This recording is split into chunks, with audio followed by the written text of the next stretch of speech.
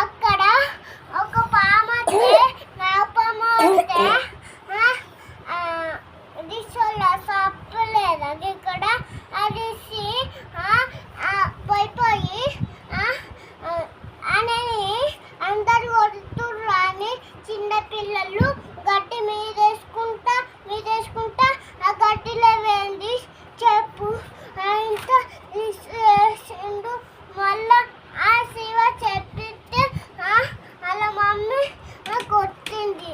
వాళ్ళ మమ్మీ శంకరతో ఇంటికి వచ్చి శివ ఆగి శంకరతో నిక్కాను అంత శంకరకి చెప్పి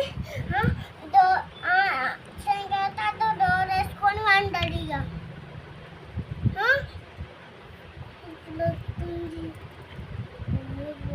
నువ్వు ఎందుకు వెళ్ళినావు మరి అక్కడికి? నేను ఆడుకోవద్దని చెప్తాను అక్కడ.